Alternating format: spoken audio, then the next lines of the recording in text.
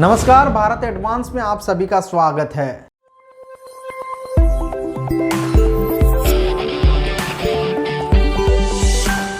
फिलिस्तीनी सैनिक group Hamas द्वारा ऑपरेशन अल अक्सा फ्लश शुरू करने के बाद इजराइल ने युद्ध का ऐलान शुरू कर दिया है। फिलिस्तीनी समूह हमास ने शनिवार को इजराइल पर वर्षों में सबसे बड़ा एक आश्चर्यजनक हमला किया है, जिसमें बंदूकधारियों ने गाजा पट्टी से रॉकेटों की भारी बौछार के साथ कई इजरायली शहरों में प्रवेश किया।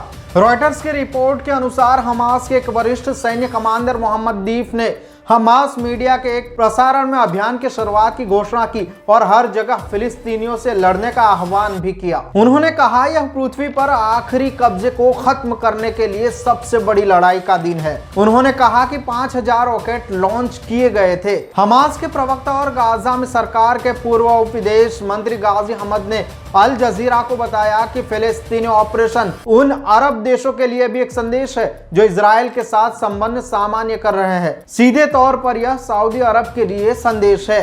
पिछले कुछ वक्त में सऊदी अरब के किंग सलमान और इजराइल के बीच वार्ता चल रही है।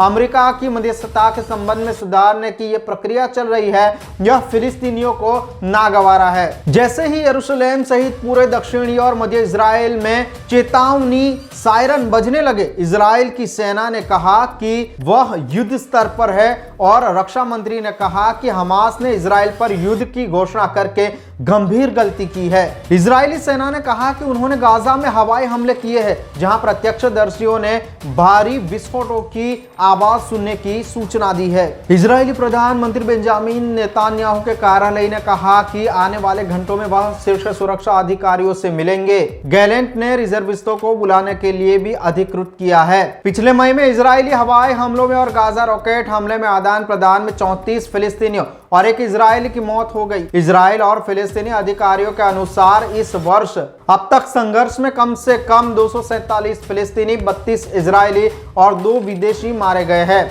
जिनमें दोनों पक्षों के सैनिक और नागरिक भी शामिल है। जहां एक तरफ फिलिस्तीनी नेता मोहम्मद दीफ ने फिलिस्तीनी सैनिकों को आदेश दिया है कि इजरायली बच्चों और बुजुर्गों पर हमला न करे, तो दूसरी तरफ इजराइल के प्रधानमंत्री नेतन्याहू ने फिलिस्तीन से युद्ध की चिमकी दे दी है।